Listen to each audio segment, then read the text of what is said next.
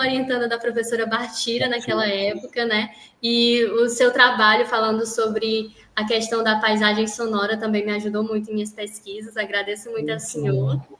E seja bem-vindo, pode iniciar sua apresentação. Boa live para o senhor. Muito bom dia.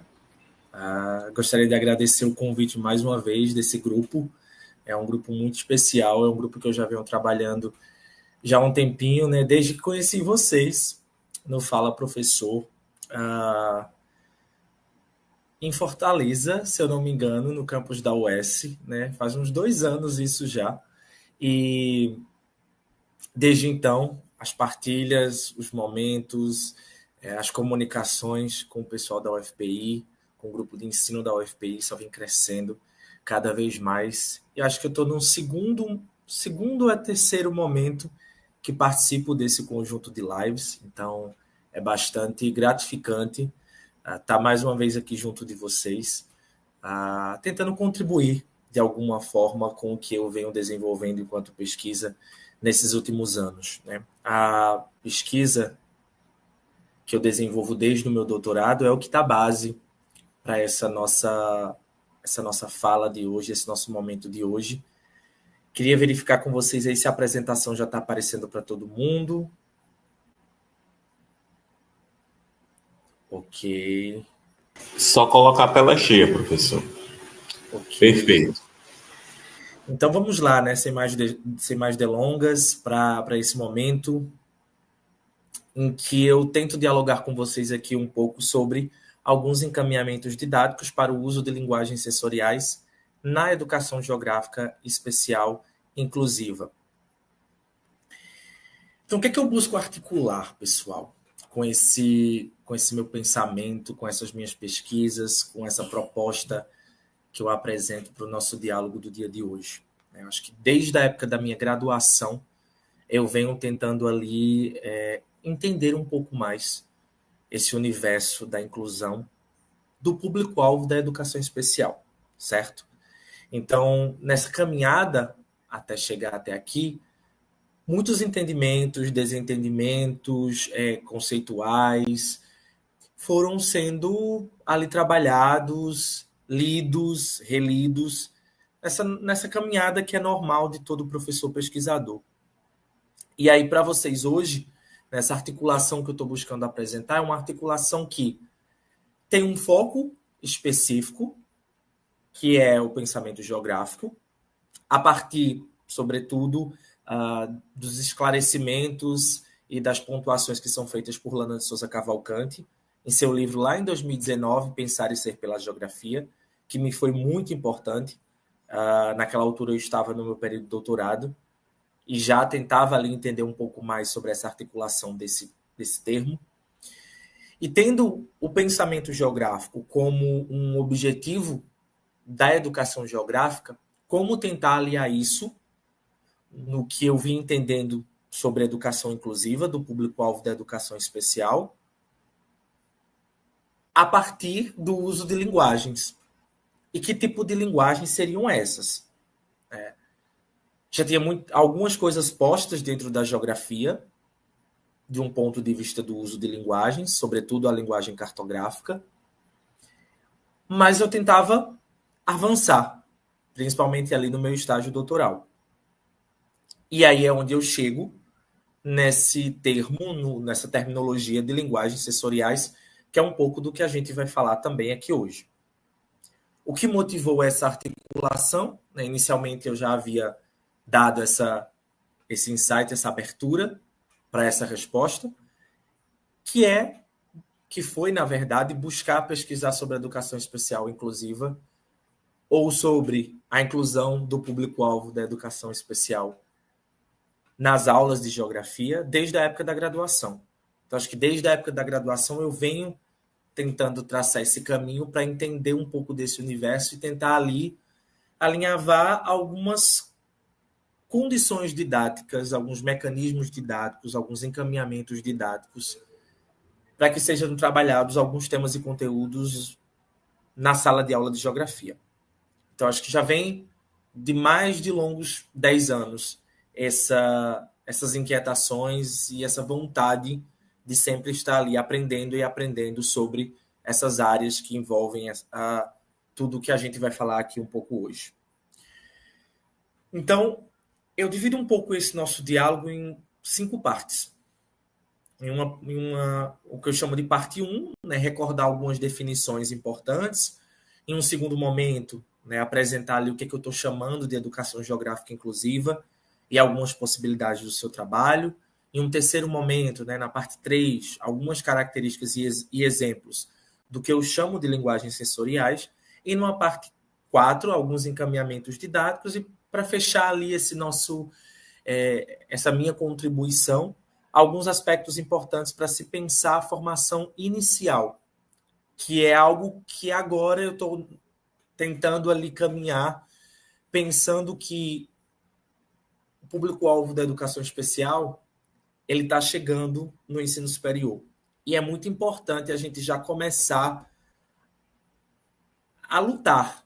Eu acho que esse é o termo realmente, para que essa inclusão de fato seja efetivada em espaços que tanto falam da escola, do ambiente escolar, mas que, eu vou dizer empiricamente, mas vou dizer de forma muito leiga, de senso comum, porque não tem uma pesquisa de fato agora sobre isso, mas que esses espaços ainda não estão verdadeiramente preparados para receber esse público. Então, é preciso que a gente fique atento a essas questões e possa requerer caminhos inclusivos para que essas pessoas possam ali estar no ensino superior e desenvolver o seu melhor e aprender também nesse nível de educação. Então vamos ver agora alguns termos, algumas definições importantes que eu acredito que ao longo de algumas lives, inclusive também na live de hoje, foram suscitadas, foram apresentadas, mas que é sempre importante demarcar. Acho que a primeira delas é falar um pouco sobre que a educação especial é uma modalidade de ensino que perpassa todos os níveis, etapas e modalidades de ensino. Só que eu acho que não sei até quanto tempo eu vou continuar fazendo um pouco dessa crítica, que apesar de ser considerada uma modalidade de ensino que perpassa todos os níveis, na maioria dos documentos educacionais você vê documentos separados, você vê orientações separadas, você vê documentos distintos e que pouco dialogam com o que é colocado sobre orientativo educacional a nível nacional, em alguns níveis regionais que eu já consegui acompanhar também, em alguns níveis mais locais. Então, é meio que curioso que algo que é tão importante, que perpassa a educação de uma maneira geral, sempre seja ali colocado à parte. Acho que eu venho tendo esse entendimento e verificando isso desde a época do meu mestrado, mas ainda parece-me que não há uma preocupação em casar os orientativos, em trazer um único documento em que toque também essa modalidade. E eu vejo isso como muito importante, principalmente para que educadores, de maneira geral, e o próprio Estado tenha esse entendimento do quão é importante essa modalidade para a educação de maneira geral, para que a gente possa ali incluir as pessoas de uma maneira geral no sistema educacional, né, que é essa porta de entrada também social para muitas pessoas, se não para todas as pessoas. E aí, né, é válido lembrar também o que a gente chama ali de AEE, esse atendimento educacional especializado, que identifica, elabora e organiza possibilidades de acesso e o uso de vários recursos dentro das instituições escolares, sobretudo os recursos linguísticos. Acho importante tocar sobre esse entendimento do que é a AEE, porque durante muitos anos, várias pesquisas, vários trabalhos sempre falavam sobre isso, sempre traziam a siglazinha, sempre mencionavam, ora o atendimento educacional especializado, ora aliado ali também às chamadas salas de recursos multifuncionais, que parece-me que veio em vários contextos sendo sucateadas, seja do ponto de vista dos recursos humanos, seja do ponto de vista também dos recursos didáticos e pedagógicos, e que meio que a gente não fala mais sobre isso, meio que a gente não aponta mais sobre isso nas pesquisas, meio que a gente não chama mais atenção sobre isso, e são ambientes que são importantes dentro de toda instituição escolar. E importantes desde que sejam entendidas de fato a sua função ali dentro. E não como vem ocorrendo e como ocorre e como ocorreu também em muitos lugares, o entendimento de que é um ambiente de depósito, é um ambiente para final de carreira de profissionais da instituição, mas que ela seja entendida como um espaço de apoio, como um espaço pedagógico importante para a inclusão do público-alvo da educação especial, para a inclusão de pessoas que apresentam pluralidades, mas que não limitam a sua aprendizagem.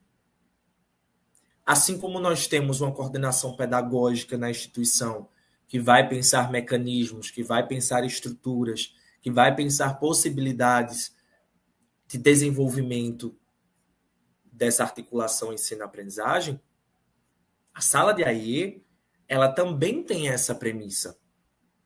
E ela é importante também para esse conjunto de pessoas que durante longos anos vem ali requerendo a sua entrada no ambiente educacional, no seu ambiente social, querendo aprender. Isso porque acho que a grande finalidade da escola, e tem que ser essa mesmo, porque nós passamos grande parte da nossa vida no ambiente escolar, é ser incluído, é se sentir incluído, é receber o acesso, é ter direito à participação, é ter direito a todo o conjunto de possibilidades que possa ser ofertado para uma pessoa para que ela possa aprender, para que ela possa evoluir. A gente vê muito na mídia, às vezes nas redes sociais, o quanto a escola também pode ser hostil, o quanto a escola também pode marcar negativamente uma pessoa a partir do bullying, a partir dos processos excludentes, mas eu continuo ainda acreditando, sempre vou acreditar nisso, nesse poder que a escola tem de incluir, dar acesso, direito e participação e possibilitar meios de inserções sociais e crescimento do ser cidadão. Acho que no dia que eu deixar de acreditar nisso, acho que eu vou estar bem desacreditado da educação e vou estar no lugar errado. Então, eu vou sempre pensar ser otimista nesse sentido, porque eu acho que nós temos esse papel, esse potencial, né? E não esse contexto, esse ambiente negativo que muitas vezes a gente vê surgindo por aí. Dentro desse recorte ainda dos conceitos e das principais definições que é importante a gente ter ali em mente, acho que ter em mente o que as lives, no sentido mais amplo, estão trabalhando aqui, sobre a aprendizagem, e aí a gente tem a aprendizagem significativa, é muito importante. Porque aí eu venho entendendo também a partir das leituras de Ausubel, né, das orientações que eu tenho feito com alguns orientandos de mestrado, qual o significado desse tipo de aprendizagem, qual o sentido, qual o intuito desse tipo de aprendizagem, né, que ocorre quando novos conhecimentos se conectam a estruturas cognitivas já existentes. E aí, quando eu paro para pensar nas pessoas com deficiências, no público-alvo da educação especial, já acompanhei alguns estudantes dentro do seu universo escolar, eu observo muito que essas pessoas têm diversos conhecimentos que podem ser aprimorados, inseridos e desenvolvidos dentro do ambiente escolar. Durante a minha pesquisa de mestrado, eu trabalhava ali sobre tecnologia assistiva com alguns estudantes em uma escola pública no município, na cidade de Campina Grande, na Paraíba.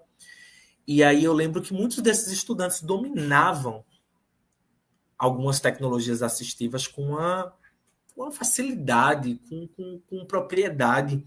E quando chegavam no ambiente escolar, para alguns professores tudo isso era muito novidade, para outros não era tão novidade assim, mas eles não tinham todo esse conjunto de habilidades para lidar com essas totalidades tecnológicas que esses alunos apresentavam. E era muito interessante observar o quanto esses alunos faziam uso dessas tecnologias para aprender mais, para ensinar e para casar ali com todo aquele contexto educacional que eles viviam, né, que eles estavam vivenciando dia após dia. E como eles faziam uso disso para os entendimentos conceituais que eles formulavam. Então, lá naquela época, mesmo ainda sem ter tanta leitura sobre os significados da aprendizagem significativa, hoje eu consigo afirmar que elas já existiam dentro daquele contexto educacional. E aí, isso vai sendo um pouco da minha mola propulsora para continuar nesse intuito e trazer os meus trabalhos um pouco mais para essa articulação e esse tipo de aprendizagem. Isso porque também penso que a educação geográfica ela vai ser um modo de ensinar geografia, possibilitando meios para que todos os envolvidos dentro do processo sejam capazes de pensar geograficamente. E o que seria, então, um pouco desse pensar geograficamente? Ele é um processo que ele é cognitivo, ele é geográfico, ele é permitido a partir das construções conceituais que a gente faz dentro da sala de aula de geografia e dentro dos contextos dos fenômenos espaciais que nós vamos ali constituindo, resolvendo, desenvolvendo dentro do nosso cotidiano. Um pouco mais à frente, né, eu tento ali alinhavar algumas etapas de como chegar a uma possível construção desse pensar e como é que esse pensar ele é ali sempre ele sempre tem um pontapé dentro de algumas etapas que são desenvolvidas na sala de aula e fora dela. Então, saindo um pouco desse recorte das principais definições, que são sempre importantes a gente estar ali olhando para eles, em que momento é que eu penso que a educação especial e a geografia elas passam a se encontrar? Vou apresentar para vocês a seguir uma espécie de esquema conceitual, mapa conceitual, a depender da definição que vocês vão tomar a partir dos diversos autores que falam um pouco sobre isso, que eu realizei, que eu tentei ali construir no momento da minha tese. E vou apresentar para vocês e explicando alguns marcos que eu fui fazendo para entender onde é que elas se encontram de fato. O que eu gostaria de pontuar é que, assim, de maneira geral, as pessoas com deficiências, essa luta pela inclusão, o público-alvo da educação especial, ela encontra na educação um caminho para resistir e um caminho para lutar pelos seus direitos enquanto ser cidadão. E isso vem acontecendo dentro de uma construção histórica.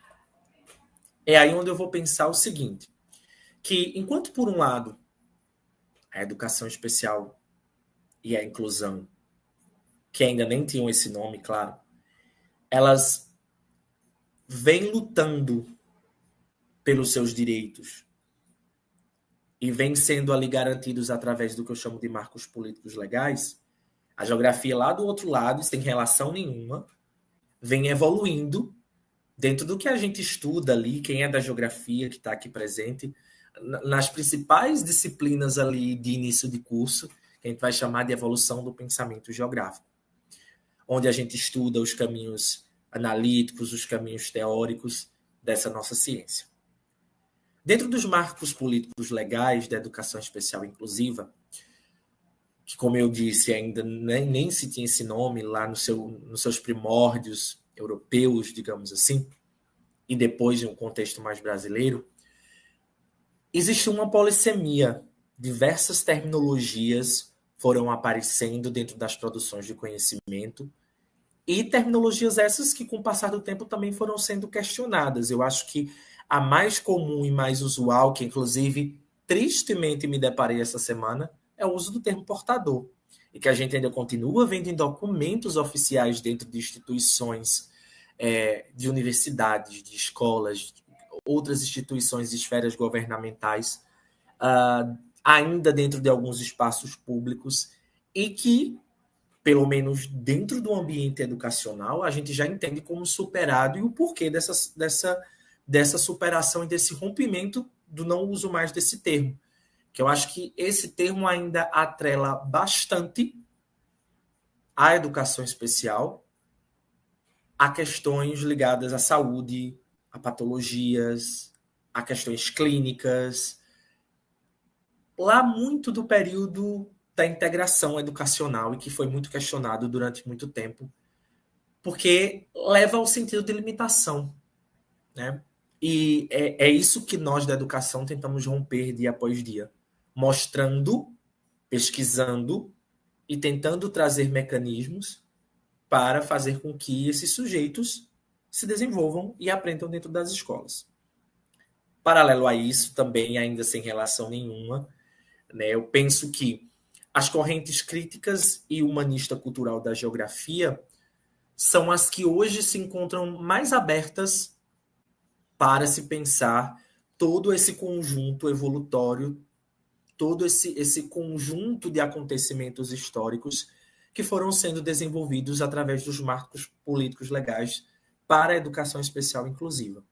Porque eles trazem elementos importantes para a educação geográfica, que é esse intuito de fazer com que o sujeito, o estudante, a pessoa, ela se desenvolva e ela consiga ser um ser cidadão criticamente no seu cotidiano. Ser um cidadão crítico no seu cotidiano. E é o que nós pensamos para toda e qualquer pessoa que está dentro da sala de aula aprendendo os conceitos geográficos. E aí, para onde é que eu estou indo dentro de todo esse recorte? Pensando uma educação geográfica, pensando uma inclusão escolar, pensando a construção de conceitos geográficos, sobretudo paisagem e lugar, através, seja de uma adaptação curricular, do uso da DUA nas escolas, é possível incluir e é possível pensar essa relação educação especial e geografia, porque eu penso que a geografia é o componente curricular dentro das escolas que mais apresenta possibilidades de inclusão das pessoas. E aí agora eu falo de uma maneira mais geral, tá? Porque eu quero colocar para vocês aqui o seguinte, e algo que eu só vim despertar dentro do meu momento de pesquisa de doutorado. É preciso pensar pesquisas, é preciso pensar mecanismos didáticos que incluam não só esse público que a gente está tratando agora, que a gente está falando agora, público-alvo da educação especial, as pessoas com deficiência. É preciso também pensar essa inclusão das pessoas que não têm deficiência, assim podemos dizer. Incluir de uma maneira geral, porque veja, qual é o meu raciocínio aqui? Professores do ensino básico que estão infelizmente, acostumados, vou usar essa afirmação aqui, infelizmente acostumados, porque o ideal não seria esse, a lidar com turmas de 35, 40 alunos dentro da sua sala de aula. Esses 35 e esses 40 vão ter formas de pensar diferentes, formas de aprender diferente. Eu, enquanto professor, não vou conseguir atingir esses 35 e esses 40 todos os dias dentro da minha aula de geografia. Mas fico feliz em saber que uma metodologia que eu trabalhei, uma linguagem que eu utilizei, uma mediação que foi executada, ela foi capaz de atingir o máximo de pessoas possíveis. Ela foi capaz de incluir na minha aula, de fazer participar, de fazer construir conceito, de fazer se sentir presente naquela aula, o maior número.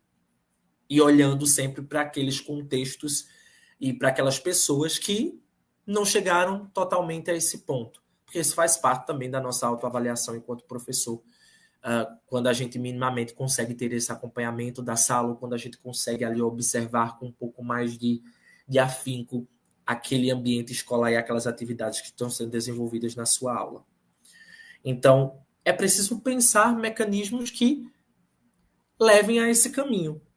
E aí é onde eu vejo que as linguagens cada vez mais têm esse papel importante, porque nós podemos ter um conjunto delas coexistindo dentro de uma própria aula de geografia.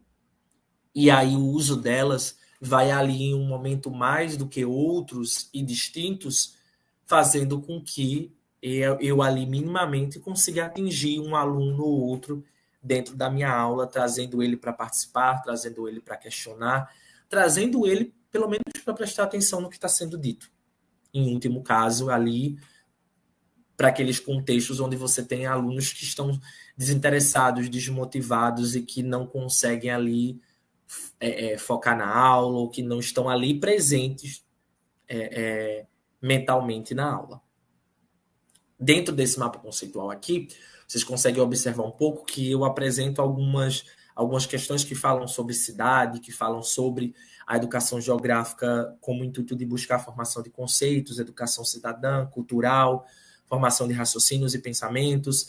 Isso porque lá naquele momento da minha pesquisa de tese, o tema cidade, o conteúdo cidade, o tema cidade,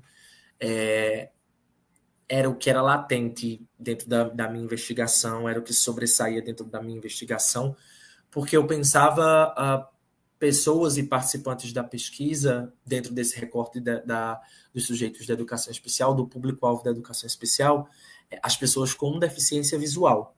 Então, acho que pensar mecanismos para que eles aprendessem sobre a cidade era o que era preocupante ali, era o que eu tinha enquanto problemática, era o que eu enxergava que poderia ser resolvido e que pode ser resolvido minimamente na sala de aula, pensando a inclusão dessas pessoas. Saindo da parte 1, né, onde ali dialoguei um pouco com vocês sobre essas demarcações importantes, sobre onde é que eu enxergo esse casamento, digamos assim, da educação especial com a geografia. Eu venho, então, para um momento onde eu vou definir o que eu estou chamando de educação geográfica inclusiva e elencar algumas possibilidades desse seu trabalho. Então, o que seria essa educação geográfica especial inclusiva? Ela é uma educação geográfica preocupada na formação do ser cidadão, que consiga pensar geograficamente sobre os problemas que existem ao seu entorno, com um olhar voltado ao público-alvo da educação especial, no intuito de incluí-las cada vez mais nessa forma de educar geograficamente, nessa forma de construir conhecimento geográfico escolar cotidiano na sala de aula. E aí, onde é que eu enxergo que está a grande possibilidade dessa construção? No uso de linguagem. Que aqui eu expresso um conceito defendido na minha tese, que é a linguagem como instrumento não apenas do visual ou do concreto. É uma linguagem que eu enxergo ela como uma ferramenta que vai para além da visão, por meio dos outros sentidos, dos outros órgãos do sentido.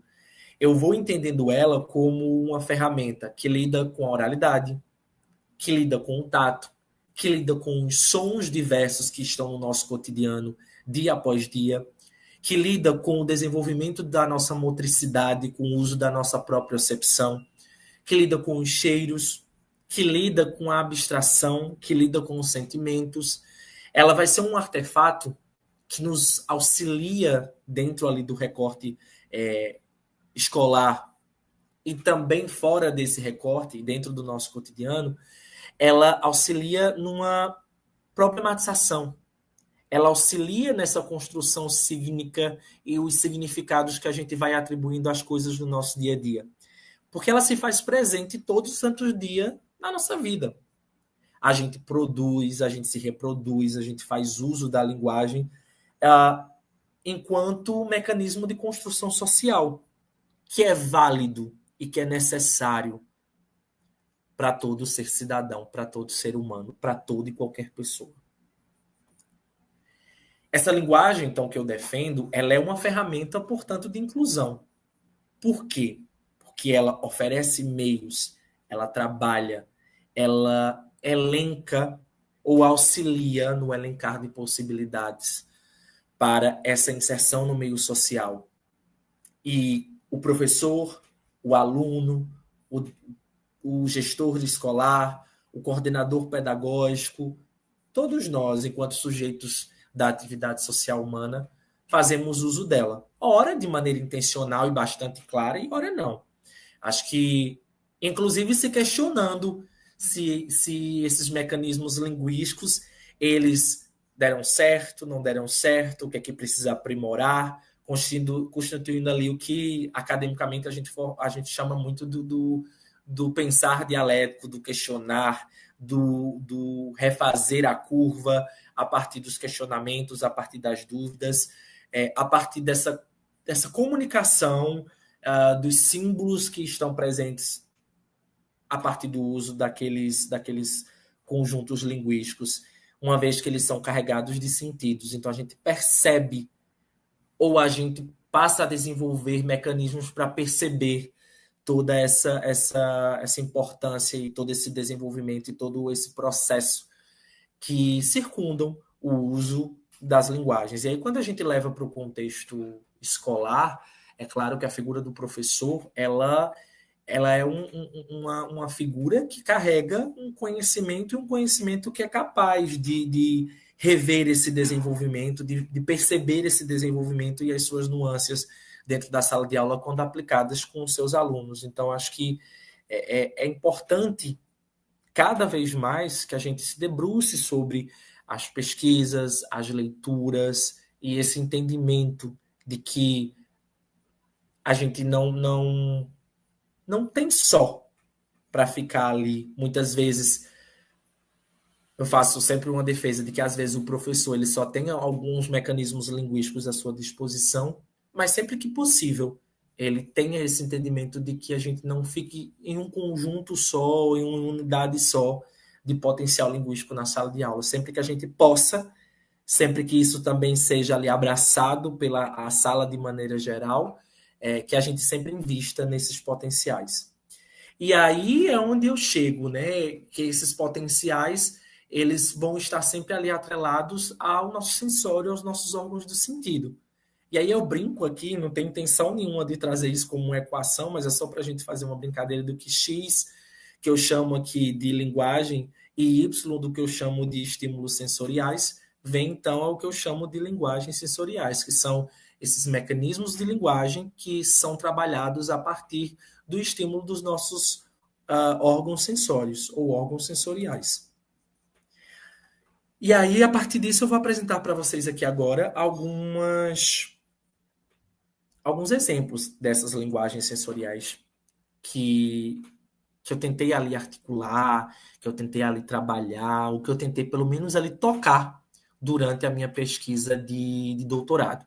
E aí o maior conjunto delas vão estar atrelados ao grupo de pessoas que participaram da minha pesquisa, né? Sobretudo as pessoas com deficiência visual. E aqui eu quero fazer uma demarcação que é importante, e eu vejo isso cada dia mais importante, que é essa defesa do porquê que eu falo pessoa com deficiência visual, tá?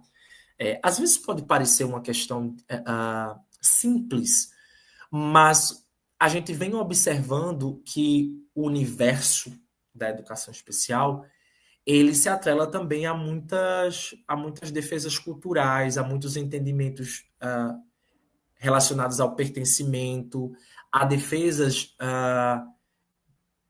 de grupos, a defesas de formas de linguagem também, e que volta e meia não são tão trabalhadas ali em muitos textos e muitos documentos, ou existe uma certa confusão.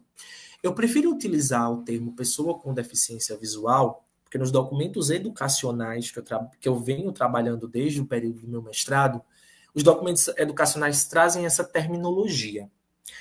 Em muitos textos você vai ver a pessoa falando cego, mas aí você não compreende se é cego congênito ou baixa visão, porque existe também essa diferenciação. Ou cegueira parcial, ou cegueira total, vão existir um conjunto ali de terminologias.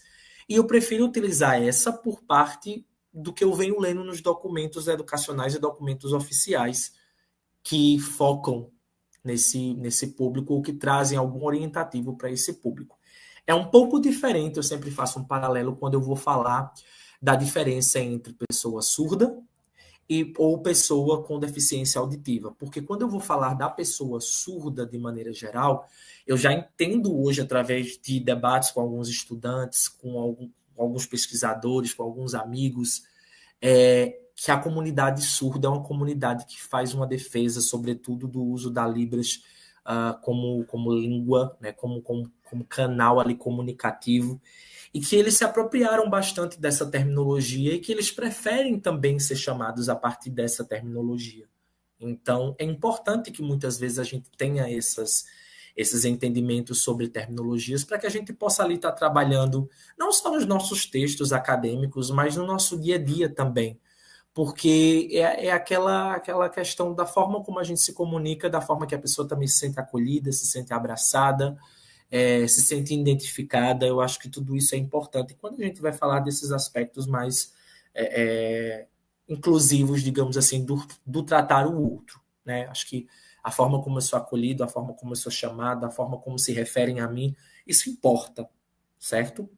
Então vamos lá, passando para esse recorte aqui. Acho que dentro da geografia, a gente tem a visão como um canal ali de reconhecimento das dimensões espaciais por meio da observação, que é bastante importante, é bastante posto, mas graças a Deus a gente vem ali desmistificando em diversas áreas, sobretudo no campo do ensino da geografia física, que outros canais sensórios são importantes para esse reconhecimento de dimensão espacial, né?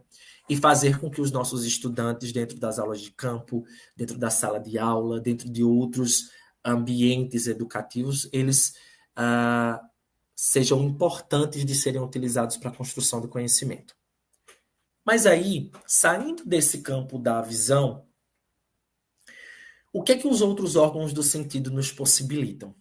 Eu acho que o olfato, ele traz a identificação dos ambientes por meio de cheiros e odores, ele nos revela também uma identificação de proximidade com alguns ambientes, só que ele por si só ali não constitui uma concretude de dimensão espacial. É preciso um pouco de cuidado nesse uso desse entendimento dos cheiros, dos odores, para essa constituição espacial, para esse entendimento das dimensões espaciais. Já a audição, ele traz o entendimento dos sons nas ambiências, a sonoridade dos elementos que compõem paisagem, que propicia e que desperta imaginação. Acho que é um ponto muito importante também dentro de um contexto educacional, dentro de um contexto escolar, esse trabalho com a imaginação para despertar o interesse dos estudantes. E acho que os órgãos do sentido trazem muitos elementos para isso.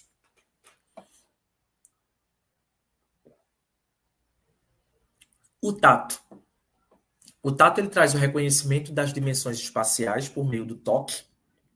Depois do sentido da visão, ele é o sentido que mais propicia a compreensão de qualidades espaciais. E aí eu acho que dentro da geografia, para a pessoa com deficiência visual, a cartografia tátil é o que já existe mais de posto para mediar conteúdos geográficos dentro da sala de aula, dentro das aulas de geografia, para trabalhar o entendimento dos fenômenos geográficos, a dimensão desses fenômenos que se desencadeiam no dia a dia e que são importantes para a compreensão de todo e qualquer estudante, para que ele possa ali fazer as suas analogias, para que ele possa fazer as suas relações e correlações com o seu cotidiano, com o que ele vive no seu bairro, com o que ele vive no seu lugar, o que ele vive na sua cidade, e para que ele possa, sobretudo, também pensar estratégias de resolutiva, de superação, de contorno de problemáticas de maneira geral, dessas problemáticas. O paladar, relacionado ali com o olfato, ele traz ali uma possibilidade maior de constituição e de entendimento das espacialidades.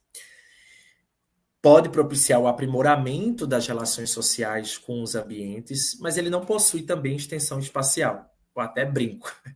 Apesar de que existem pessoas, eu sobretudo, né, tem uma língua gigante, fala que é uma beleza, mas ela não tem uma dimensão espacial que possa ali, de fato, constituir o entendimento de uma dimensão espacial dentro desse processo de construção conceitual, de formação de pensamento geográfico nas aulas de geografia. E temos também a propriocepção, que é ali o conjunto de habilidades que a gente pode desenvolver nos estudantes e que a educação infantil faz muito bem, esse desenvolvimento de habilidades de conhecimento das espacialidades corporais. Acho que o nosso corpo, a exploração da linguagem corporal para a mediação de conteúdos e para esse primeiro entendimento até mesmo do eu enquanto ser nas escolas, em casa, de maneira geral, é muito importante.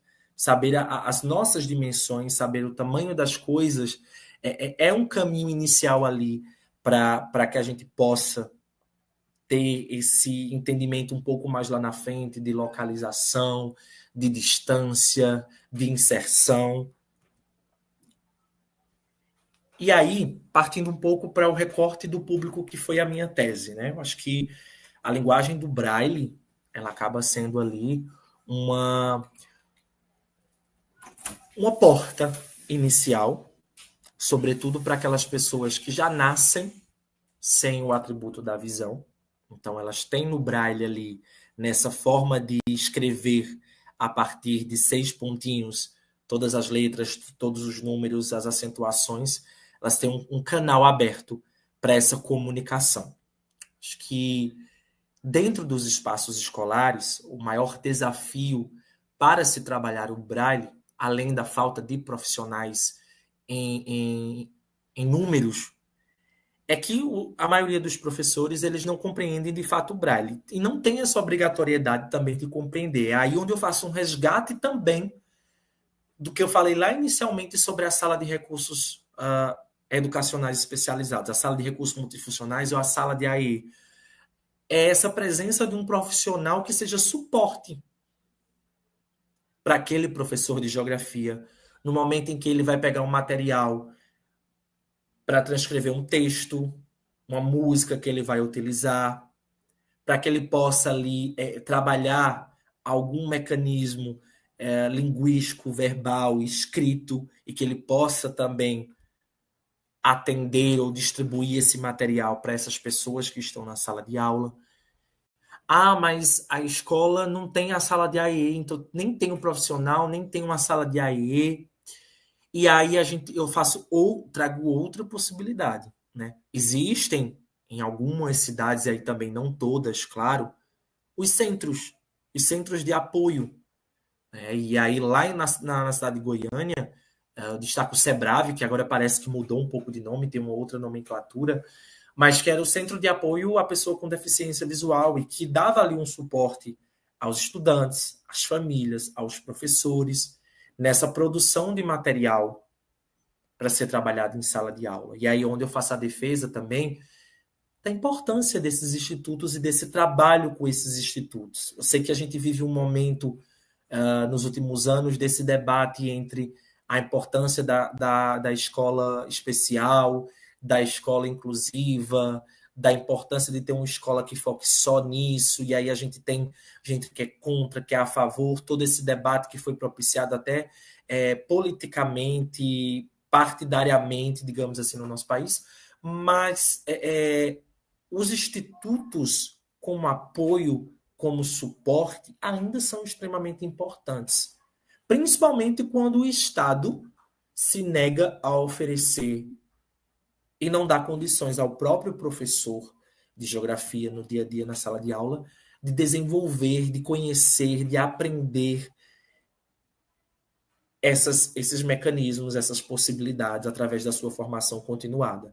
Porque aí a gente nem precisa parar para falar sobre as nossas condições enquanto professor, né? Enquanto professor do ensino básico, principalmente, das cargas horárias excessivas, da falta de formação continuada, da liberação para essas formações, que são coisas que a gente sempre bate em muitas pesquisas, mas que o Estado minimamente atende.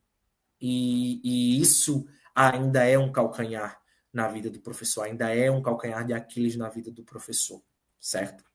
E aí a gente tem algumas imagens, né, sobre a primeira imagem, a imagem da cédula, a cédula Braille, de escrita Braille, que pode ser feita através da máquina Braille, ou então da chamada reglete da punção, né, que é uma régua que apresenta esses furinhos dessa cédula para que a gente possa escrever em Braille, e aí ela pode ser em duas possibilidades. Nós temos a reglete positiva, que ela é a escrita normal, como uma pessoa consegue escrever à mão, da esquerda para a direita, mas ela também coexiste na versão do que a gente chama de reglete negativa, que é essa escrita ao contrário, da direita para a esquerda. E aí, algumas imagens de possibilidades de atlas geográficos, de livros que são transcritos em Braille, que eu fui ali observar dentro da biblioteca do Sebrave, que foi o meu campo de pesquisa. Através do Braille, por exemplo, a gente consegue levar a musicografia, a música para a sala de aula. Então, a gente vê, dentro das aulas de geografia, muitos trabalhos e muitas pesquisas que falam sobre o uso da música, certo? E aí a musicografia, ela surge também como uma possibilidade para que, quando o professor utilizar uma letra de uma música, ele também leve essa música em Braille ou essa possibilidade para que o seu estudante possa ali também fazer uso. Eu lembro que, na época, é bem marcante essa música para mim, porque, tipo, desde a época que eu era professor do ensino básico, lá em 2013, eu já utilizava ela, e aí ela é uma música que ela é bastante, apesar de trazer alguns recortes locais do nosso cotidiano, claro que são difíceis, mas ela é muito bacana de se trabalhar dentro da sala de aula, porque os alunos se identificam muito. Chama-se O Homem que Não Tinha Nada, ela é uma música que ela é interpretada por Projota e por Negrali.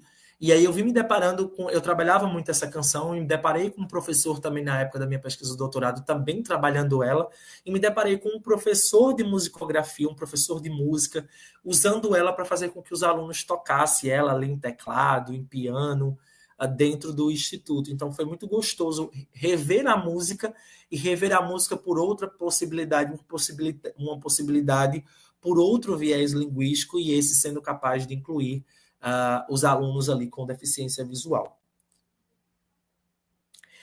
Os materiais pedagógicos táteis diversos, acho que esses têm uma extrema importância para a pessoa com deficiência visual, aprender as espacialidades de uma maneira geral, a forma das coisas.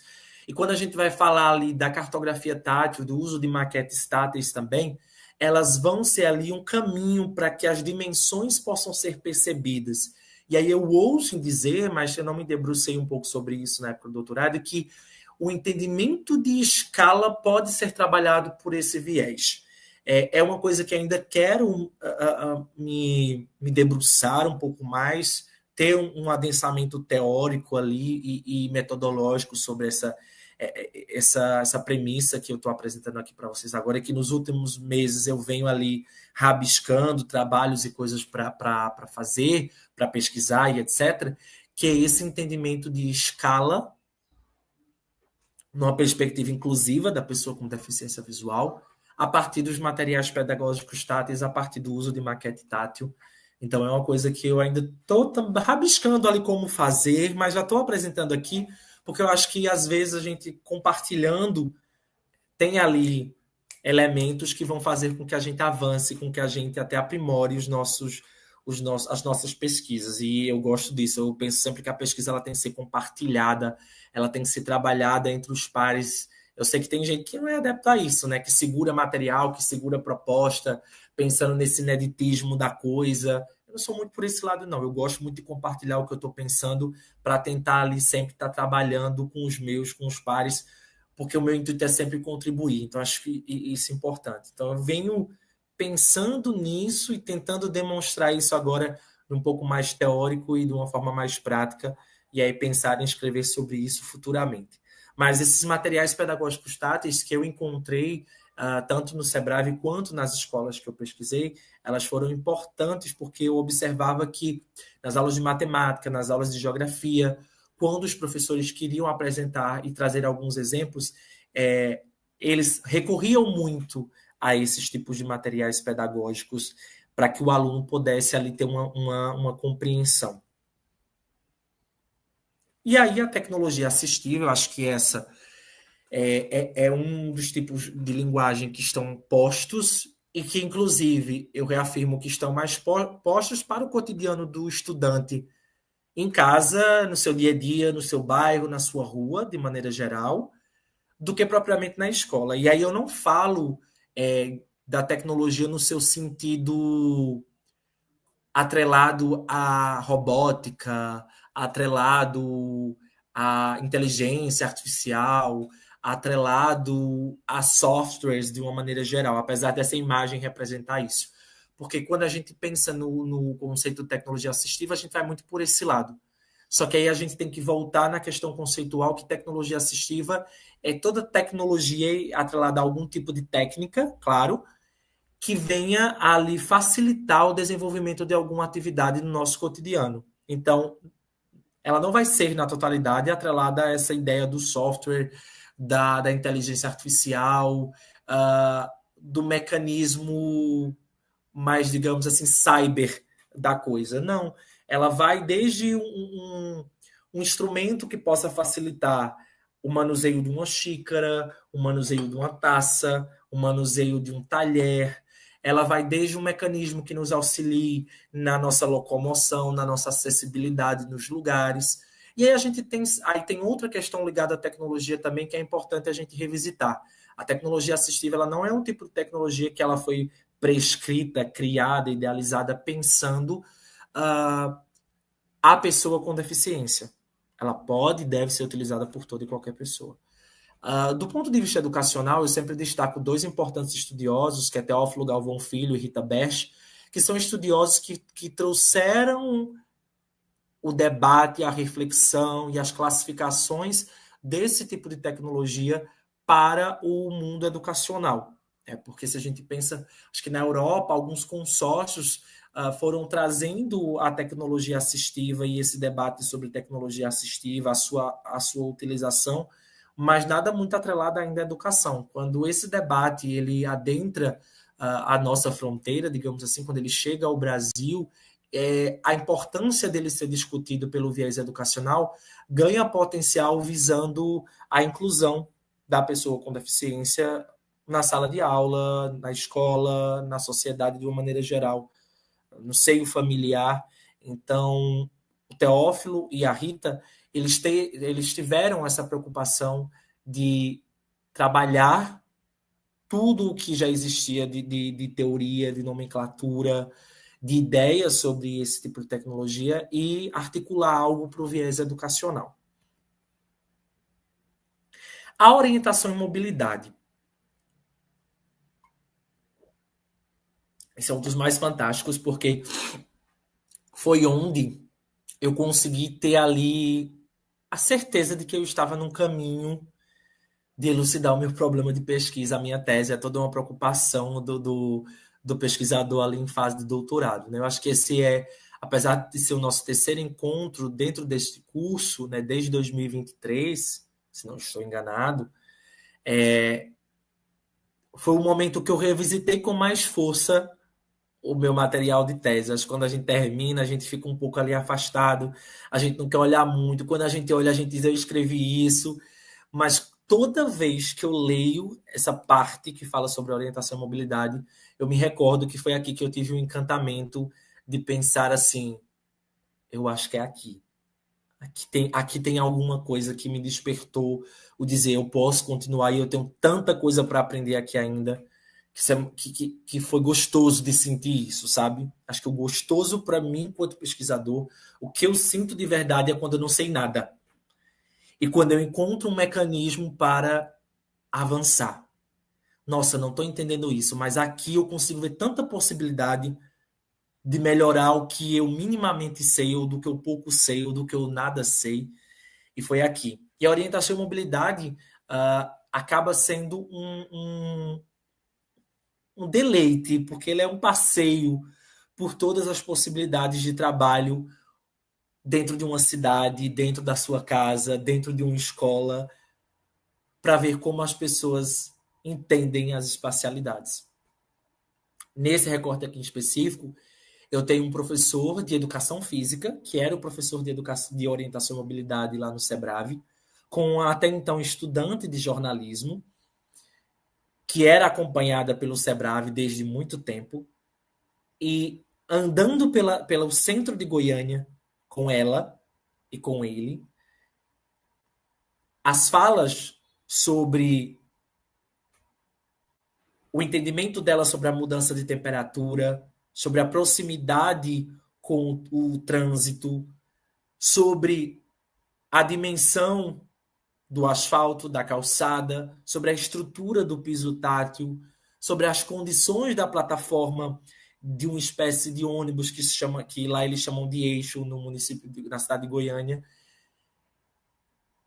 me fez pensar assim, é válido articular os sentidos de uma maneira geral, porque ela vinha trabalhando todos, e não só o tátil, a partir do uso da bengala curta, todos os sentidos ela vinha ali trabalhando, e ele cobrava isso dela, para que ela se concentrasse em trabalhar os seus sentidos, que é outra coisa que é importante desmistificar, para quem ainda nunca ouviu falar nisso, ou se ouviu de uma forma, como é que eu posso colocar, um pouco equivocada, de que quando a gente é desprovido de um sentido, os outros são extremamente aguçados.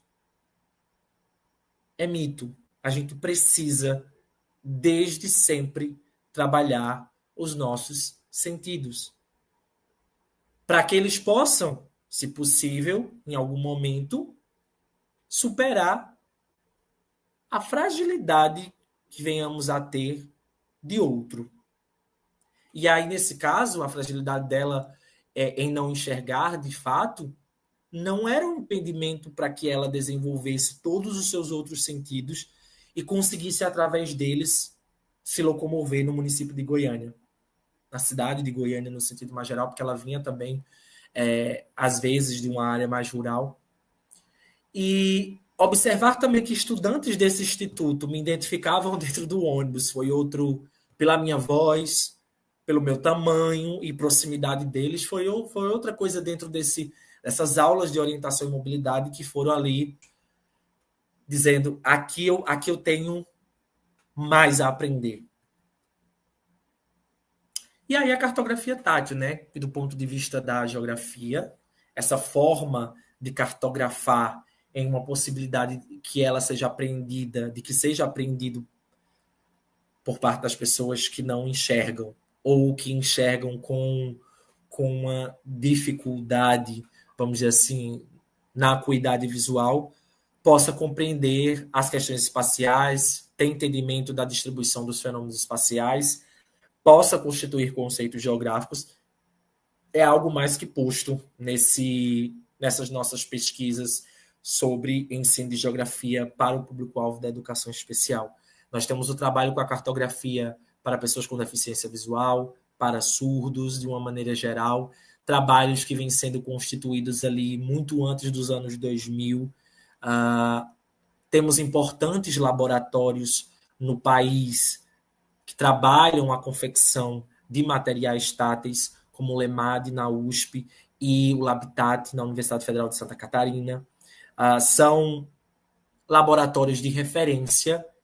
Temos também grandes institutos, como o Benjamin Constant, no Rio de Janeiro, que eu tive o prazer já de retornar algumas vezes e de me deleitar com todas as possibilidades no âmbito da geografia que eles têm a oferecer para a inclusão de pessoas com deficiência visual no contexto do ensino de geografia, no contexto educacional no geral.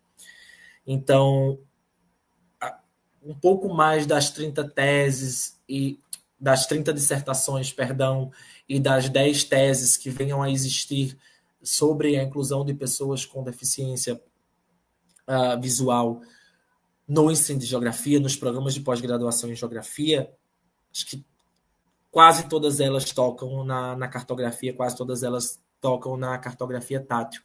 Então, é algo mais que posto hoje nas nossas pesquisas. Eu preciso retornar um pouco esse meu levantamento. Acho que o último que eu executei foi em 2024 ou foi em 2023, que nós temos um quantitativo semelhante a esse, entre 8 teses e 27 dissertações. E aí eu venho acompanhando, li algumas 2, 3 dissertações e mais 2 teses desse meio tempo para cá, por isso a indicação desse possível número aí inicialmente. E aí vem algo, né, que eu também me deleitei dentro da minha pesquisa, né, que foi até mencionado agora no início da nossa fala e da minha apresentação, quando eu conheci Bartira e os orientandos dela que estavam no Fala Professor, o trabalho que eu estava lá tentando apresentar, defender, fazer-se público, e a oficina que eu também ministrei trabalhava sons da cidade, para a constituição de paisagens, de dimensões espaciais sobre paisagens, sobre o lugar. E aí utilizei, claro, o conceito de paisagem sonora, que vem muito da arquitetura, mas que no campo da geografia precisou também ser ali reorganizado conceitualmente, porque muito do que a arquitetura trabalhava ou não trabalhava, digamos assim, os sons, os ruídos, as contradições de sons, digamos assim, na geografia são importantíssimas para que a gente possa ali conceber a existência dos nossos equipamentos urbanos, as dinâmicas das nossas centralidades, e foi outro deleite, porque assim você vê uma possibilidade a partir de algo que aparentemente é cotidiano, pode ser simples, que às vezes a gente nem percebe. Perdidos no fone de ouvido, preocupado e pegando os transportes públicos, mas pensando em mil coisas e não se atentando um pouco com a nossa cidade, o que está à nossa volta e todas as dinâmicas que incidem sobre o nosso ir e vir para os lugares. Então, trabalhar o som da cidade e observar que os estudantes conseguem constituir conceito sobre paisagem, sobre lugar, a partir daquilo que eles escutam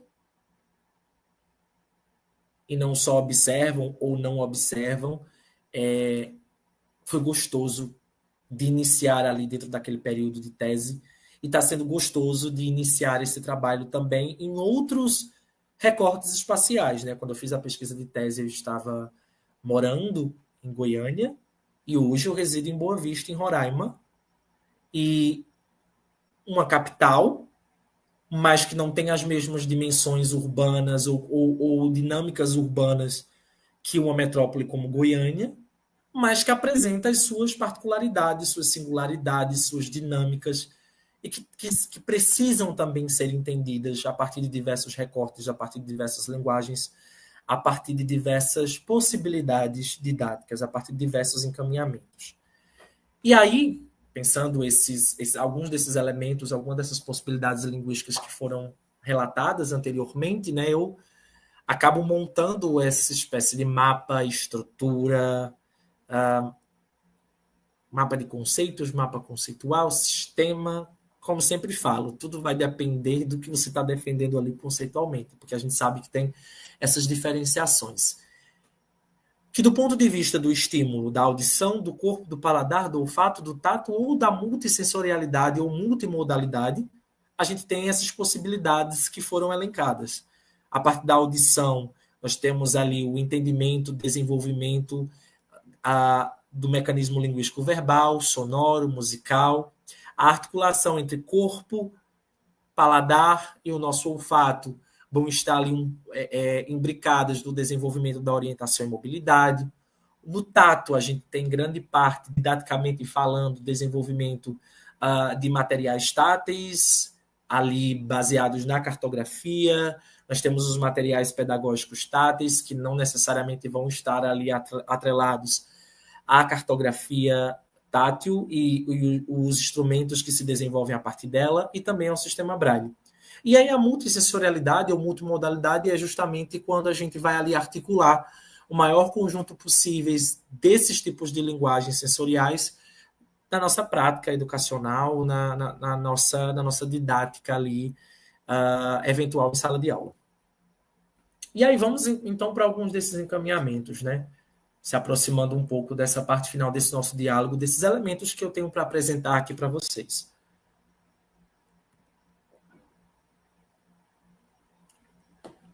Para encaminhar didaticamente, né, para fazer uma mediação didática do conteúdo geográfico, eu acabei partindo do que já vinha sendo posto pela professora Lana de Souza Cavalcante, dos seus processos de mediação didática, problematização, sistematização e sintetização.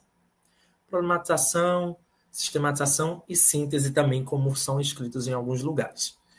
E eu tomei como desafio uma nova etapa que fosse significativa dentro de tudo aquilo que eu estava trabalhando do ponto de vista de linguagem, de inclusão, do uso de linguagens sensoriais e etc., dentro desse conjunto de coisas aqui que eu já tentei apresentar para vocês. E aí eu cheguei à conclusão de que uma etapa chamada... Nossa, não criei nada mirabolante, e confesso que pensei em muitas coisas. Só que quando você vai olhar o entendimento da palavra lá na sua raiz, o entendimento da palavra de um ponto de vista educacional, o entendimento da palavra dentro de um processo didático, eu fui desistindo de muitos deles. Nossa, eu lembro que eu conversava com professores de filosofia, de sociologia, de português, de língua portuguesa, para não errar nisso e para não ser questionado muito nisso. E aí eu lembro que eu também cheguei a ver um trabalho de Portela, da Mugiani, a professora Mugiani, que é conhecida também por todos nós, colega, fez programa de pós e agora pós-doc também lá na Universidade Federal de Goiás. E em alguns dos seus trabalhos, a professora Mugiani, ela fala na significação, né? Ela usa um pouco desse termo, e que em um determinado momento eu chego a concordar, mas em outros momentos ali eu chego a questionar dentro daquele meu recorte, dentro daquilo que eu estava trabalhando e, como eu disse, dentro daquilo tudo que eu estava construindo na minha tese. E aí vem aquela coisa, né, da gente também ser um pouco diferente, já que o meu intuito era criar um quarto processo, vem toda aquela questão da gente se sentir um pouco inédito, que querendo ou não a gente é levado um pouco por esse caminho, mas sobretudo de contribuir dentro daquilo que a gente acredita, tá? E aí eu passo a entender que o aluno ele significa tudo a todo momento dentro da sala de aula. Quando a gente problematiza e quer saber e quer entender dos saberes prévios que ele tem para com o conteúdo, ele não vai nos dar uma resposta dentro daquilo do que a gente já espera, dentro daquela leitura de conteúdo que a gente tem. Ele vai significar aquilo e vai trazer aquilo numa linguagem que ele consegue oportunizar. Quando a gente está sistematizando o conteúdo, introduzindo o conteúdo geográfico, os conteúdos que nós, enquanto professores, temos domínio e que a gente não pode perder de vista dentro de nenhuma abordagem metodológica, o aluno também está significando aquilo, porque ele está aprendendo, ele está construindo o seu conhecimento a partir também de significados que ele traz do seu dia a dia, do seu cotidiano. Quando a gente sintetiza aquilo a partir dos exercícios, das avaliações, que esse para mim ainda é colocar entre aspas, um drama educacionalmente falando, porque a gente sempre fala de processos metodológicos, de mediação didáticas diferentes, de encaminhamentos que possam ser mais inclusivos e etc., de uma maneira geral. Mas quando a gente parte para a avaliação, a gente ainda está preso a poucos moldes dentro ali do nosso dia a dia escolar. E aí, quando a gente vai também para as avaliações mais gerais que existem, não entrando aqui no amplo, se a gente concorda, se a gente não concorda, tem muitos prós e contras para essas avaliações institucionais governamentais, claro, mas elas são feitas em poucos moldes também. Mas o aluno, quando está respondendo aquilo, ele também está significando a partir daquele seu entendimento, através daqueles signos que ele tem constituído,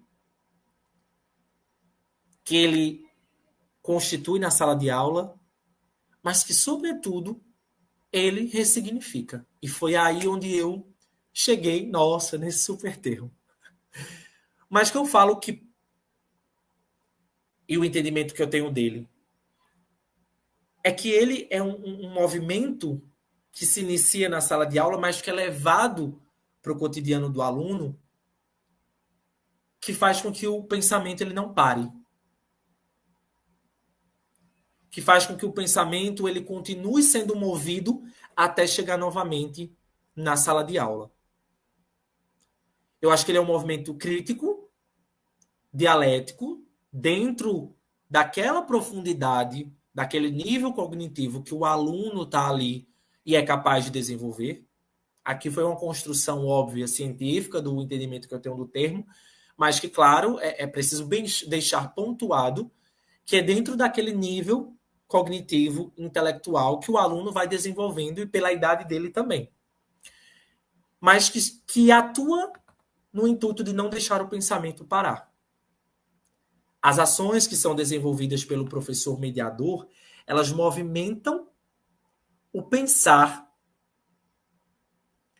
perante aquilo que já é problematizado, sistematizado, sintetizado, construído a partir das problemáticas e óticas das práticas socioespaciais cotidianas que vão surgindo.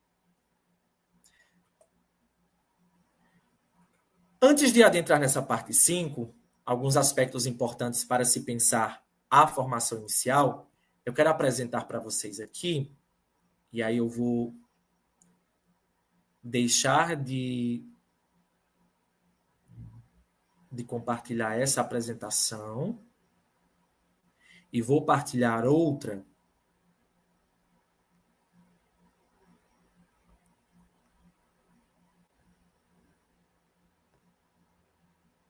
que apresenta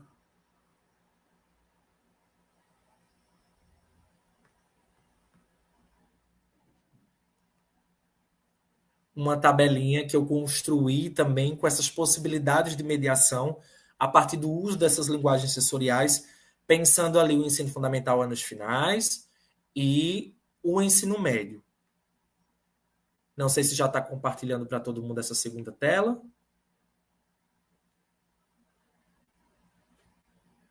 Deixa eu ver aqui se o pessoal da transmissão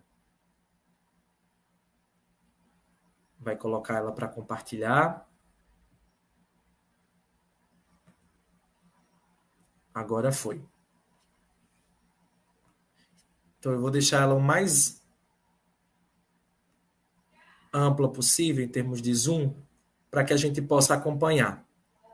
Então, pensando ali o ensino fundamental anos finais, 6º ao 9º ano, considerando as unidades temáticas que existem no livro de geografia, por exemplo, e no currículo de geografia atual, na orientação curricular que existe nacionalmente, que foi ali adaptada para os recortes regionais dos estados e dos municípios, nós temos as seguintes unidades temáticas: o sujeito e o seu lugar no mundo, conexões e escalas, mundo do trabalho, natureza, ambientes e qualidade de vida e formas de representação e pensamento espacial. Dentro delas, nós temos um conjunto de conhecimentos ali, de objetos do conhecimento que vão ali ser trabalhados, que podem ser construídos, que vão ser o alvo, digamos assim, dentro do que eles chamam de competências específicas que precisam ser atingidas, né, das chamadas competências e habilidades. E pensando no ensino médio, nós temos ali algumas competências específicas que vão tocar a geografia. A gente sabe que o ensino médio tem aquela problemática da geografia se brincar com outros componentes curriculares, com outras áreas do conhecimento e, sobretudo, desaparecer, porque se você faz um Ctrl F ali no documento, sequer aparece a palavra geografia, digamos assim. Então, existe esse conjunto de críticas a esse orientativo para o ensino médio. A gente vive um momento de críticas a essa etapa, principalmente, mas que traz ali algumas competências específicas que vislumbra essa geografia. E eu tive esse trabalho de tentar olhar para elas no intuito de demarcar aqui as etapas de mediação e o que realizar dentro dessas etapas de mediação. Então, na etapa inicial do problematizar, a depender do conteúdo de geografia que a gente vai ali utilizar, que a gente vai trabalhar, na verdade, a gente pode, a partir dessa etapa, né, identificar, caracterizar e localizar grupos sociais que vivem em espaços urbanos de estudo, elencar e localizar problemas e fenômenos urbanos do cotidiano dos sujeitos envolvidos no processo de ensino-aprendizagem, elencar e localizar problemas e fenômenos urbanos do cotidiano que possuem relação com os aspectos socioambientais, questionar a respeito das estruturas de trabalho e suas relações com a vida urbana, identificar e elencar aspectos locais e regionais de tal cotidiano, tentando ali perpassar por essas escalas entre local e global e vice-versa. Já para a etapa do sistematizar, vem aí onde o professor faz a articulação dos saberes prévios dos alunos, trabalhando conceitos como paisagem, lugar, urbano, rural, campo, cidade, trabalho, cidadania, qualidade de vida, segregação socioespacial, violência, poluição, impactos ambientais e os demais conceitos correlatos ligados à geografia que podem ali ser trabalhados quando a gente pensa conteúdo de cidade, tema cidade, que vão surgir ali em diversas outras abordagens e anos, vamos dizer assim, né? 6º ano, 7º ano, 8º ano, 9º ano, ensino médio de uma maneira geral. Então, onde cidade aparecer, esses aspectos podem ser trabalhados conceitualmente, esses elementos, esses conceitos podem ser trabalhados. No campo do sintetizar, acho que a construção de narrativas socioespaciais, o espaço de voz para os alunos, através da confecção de cordéis, através da construção de paródias, a resolução de exercícios e avaliações, que a gente não foge tanto, a construção de representações cartográficas mentais, essa captação de sonoridades do urbano, que vão expressar as espacialidades, a produção de materiais audiovisuais e expressões artísticas em contextos inclusivos, com as adaptações que forem necessárias, elas podem ser utilizadas para que a gente avalie essa construção de conhecimento ali promovida na aula de geografia. E no campo do ressignificar,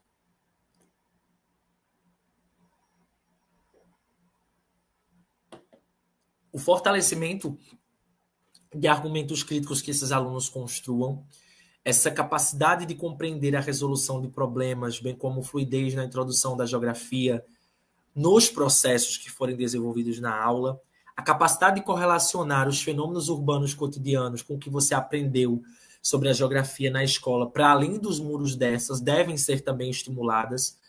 O compartilhamento e a interlocução dos saberes geográficos sobre a cidade, adquiridos em outras disciplinas, em outros componentes curriculares, também precisam e necessitam ser trabalhados, porque muitas vezes o aluno ele consegue ter um entendimento sobre os problemas urbanos em outra disciplina, lá em ciências, lá em sociologia, filosofia, digamos assim. E na geografia ele não avança tanto por N questões. Quando o professor faz esse resgate, quando ele faz você pensar sobre esses entendimentos que você tem a partir de outras abordagens de conhecimento, é uma forma também de você inquietar, é uma forma também de você fazer pensar. O confronto das realidades e dessas realidades para esse entendimento de produção do espaço, ele é muito importante. E faz com que a gente desenvolva processos, como um processo de generalização, por exemplo, como o desenvolvimento de analogias que são importantes. E aí, dentro, né, dessas possibilidades, é que eu, enquanto professor, vou ali desvelando o que eu vou utilizar do ponto de vista linguístico-sensorial. Se linguagem sensorial auditiva, se linguagem sensorial corporal proprioceptiva, olfativa ou palatável, se linguagem sensorial tátil, se linguagens multissensoriais ou multimodais, e aí eu trouxe um exemplo de cada uma delas de maneira geral. E, claro, o professor ele conhece o seu público, ele conhece a sua turma, ele conhece o seu alunado. Então, cabe a ele, né, ali enxergar, sempre que possível, o maior conjunto dessas possibilidades para serem aplicadas, né? Eu não tive o intuito, nesse momento de construção, de criar sequências didáticas. Esse foi um pensamento antigo, mas que eu pensei em deixar muito mais aberto por 2 motivos. O primeiro deles, sendo bem franco, era o cansaço nessa construção da tese, né, que já se aproximava dos 4 anos, claro, sendo bem sincero. E o segundo era compreender, em determinada medida, que o meu intuito não era ser prescritivo. Eu super defendo e gosto também de fazer trabalhos a partir de sequências didáticas, apresento alguns deles em eventos. Muitos deles são muito importantes na minha caminhada, porque eu leio e tento adaptar e tento reconstruir alguns caminhos, mas acho que o respeito que eu tenho também dentro desse contexto da inclusão do público-alvo da educação especial, de entender que cada contexto é um contexto, de não tentar demarcar nada demais pelas especificidades e pluralidades que vão existir dentro da sala de aula para esse conjunto, para esse universo, me fez também ser um pouco receoso nesse conjunto de construções. Então, eu deixei um pouco aberto para que isso pudesse ser pensado também por parte dos colegas professores de uma maneira geral. Então, vou voltar aqui agora para a apresentação inicial.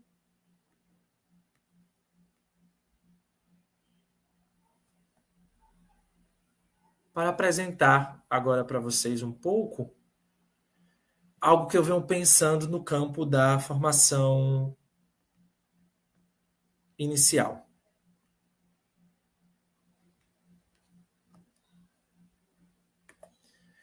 Acho que a introdução, e penso, não só um achar, hoje em dia não mais, mas um pensar fortemente que a introdução de aspectos sobre inclusão é preciso no escopo dos planos de curso e dos componentes curriculares.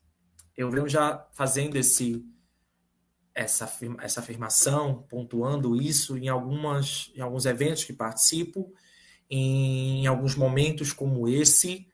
Isso um pouco vai na ferida, existe uma inquietação, e eu acho isso super válido, porque quando a gente fala que esse público está chegando na universidade e nós somos extremamente despreparados para possibilitar construção de conhecimento para essas pessoas no nível superior, é porque isso de fato existe.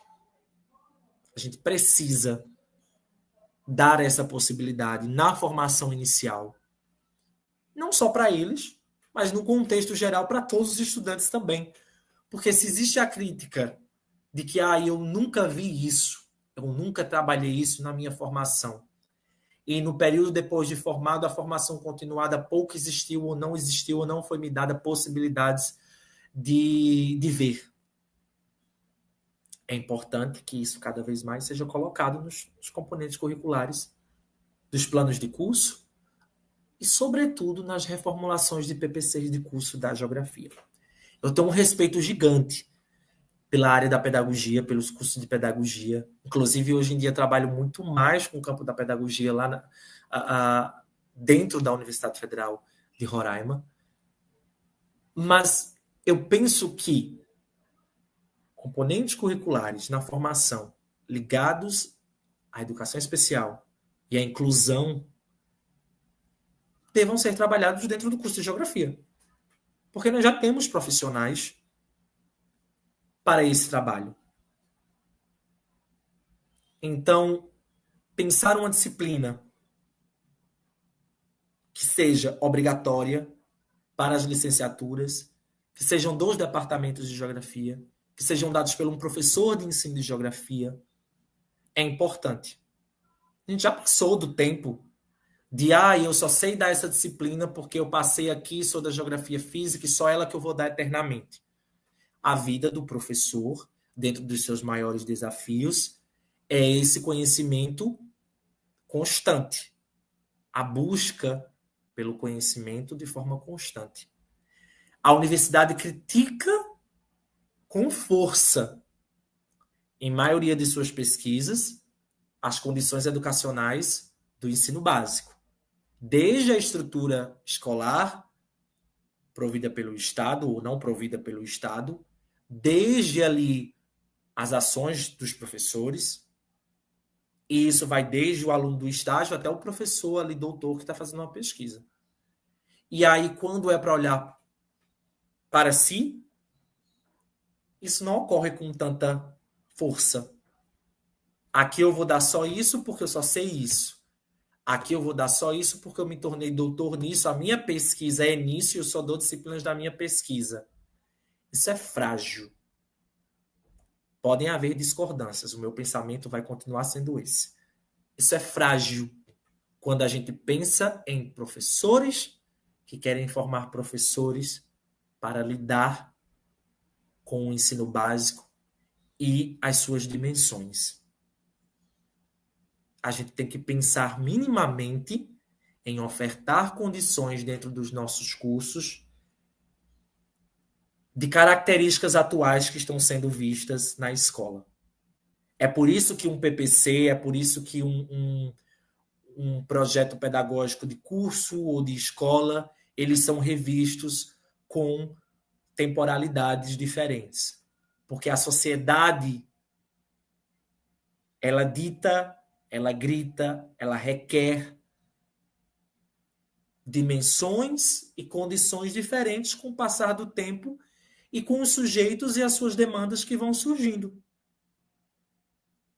Eu penso assim, enquanto professor de geografia de um curso de licenciatura, que vem desde uma licenciatura, passa pelo mestrado e passa pelo doutorado, e vê alguns recortes e alguns nãos bastante frágeis dentro desse contexto. Mas eu não pesquisei isso. Mas na minha formação eu não tive isso. Enquanto pesquisador, você pode ler sobre isso. Enquanto pesquisador, você pode adentrar uma rede, a um grupo de estudo sobre isso. É hipócrita essa não preocupação com o universo escolar e essas demandas que existem e formar um futuro professor ou um professor que vai chegar na escola baseado na utopia e apenas na teoria. Então, eu sou um pouco... Eu até era mais, mas eu sou um pouco ferrenho nisso, porque é importante a gente demarcar e lutar um pouco sobre essas questões. E alertar sobre algumas fragilidades que existem nos discursos acadêmicos. Eu estou inserido em um deles, mas luto todos os dias para não decair em algumas coisas que eu também pontuo e não sou muito a favor. Porque o mecanismo é esse, da gente ser convencido de que a gente pode ficar para um segundo momento. E quando eu falo a gente, somos nós, professores, que estamos ali preocupados com o contexto inclusivo. Nos estágios supervisionados, acho que é outro caminho, e dentro dos programas como o PIBID, tentar buscar instituições que atendam o público-alvo da educação especial para que esses futuros professores também possam pensar caminhos, estratégias e vivenciar essas estruturas, essas pluralidades educacionais que vão existir e que existem, que demandam e que requerem e que têm direitos. Eu sempre falo muito isso. Estou pegando um pouco disso que estou cobrando, que cobro dentro do meu departamento, que cobro dentro de algumas estruturas que eu dialogo, e estou tentando montar um componente curricular chamado de Educação Geográfica Especial Inclusiva, dentro do novo PPC de curso da licenciatura em Geografia aqui da Universidade Federal de Roraima. Estamos passando por uma reformulação mediante uma nova resolução que foi lançada em 2024, que tem mexido um pouco com as bases de muitos professores da licenciatura, de alguns cursos, né? Se tem algum deles aqui presente acompanhando essa live, vai saber um pouco do que eu estou falando, que é a resolução 2024, o orientativo das licenciaturas, e fui questionado também por alguns colegas do porquê dessa disciplina e não de delegar ela à pedagogia, a um tronco comum, a um tronco de formação geral, porque na fala de alguns deles tem muito professor que cria disciplina, quer fazer disciplina sobre o que pesquisa e etc., e depois não quer dar mais a disciplina ou sai da universidade e eles ficam à mercê. Essa foi a palavra utilizada. Apesar de ser uma disciplina pautada em minhas pesquisas, é uma disciplina que eu acredito ser extremamente significante para todos os cursos dentro das suas dimensões científicas. Inclusive, pensando numa formação geral para os professores. Porque as demandas estão existindo. Reafirmo isso mais uma vez aqui. E é importante a gente minimamente compreender e poder promover caminhos ou algum encaminhamento que seja didaticamente possível na sala de aula, assim como nós fazemos lá para o ensino básico. E que funciona também no ensino superior, porque muitos desses encaminhamentos, alguns desses encaminhamentos dessas minhas falas aqui, eu já venho testando no ensino superior e tem sido abraçada.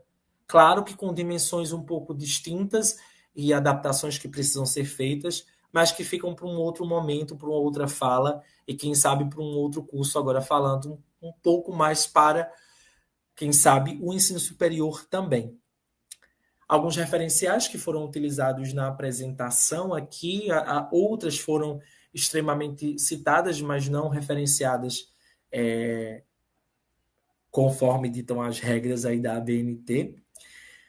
Muito obrigado pela paciência de vocês. Agradeço pelo espaço, por colocar mais uma vez aqui as minhas preocupações, as minhas críticas, as minhas escritas de maneira geral e o que eu venho pensando ao longo desses, e venho amadurecendo ao longo desses pouco mais de 14 anos, desde a minha graduação até agora a minha atuação enquanto professor de ensino superior.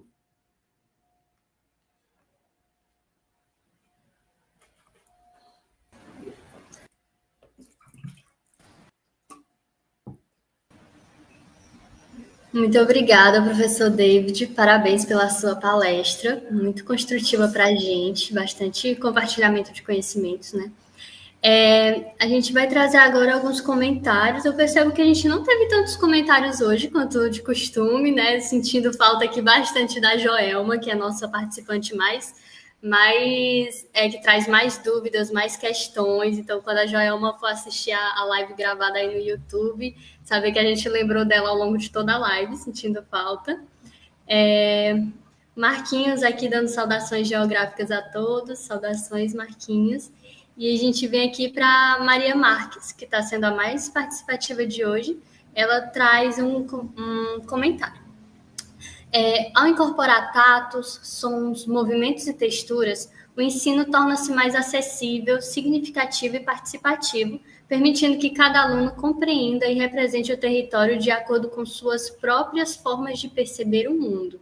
Então, bastante interessante. Professor, fique à vontade para, se quiser comentar sobre algum comentário, a gente tem apenas uma pergunta, então pode ir falando, pode interromper a qualquer momento. O Marquinhos, ele traz também uma citação de Milton Santos, ele diz: a cidadania é mutilada, desigual,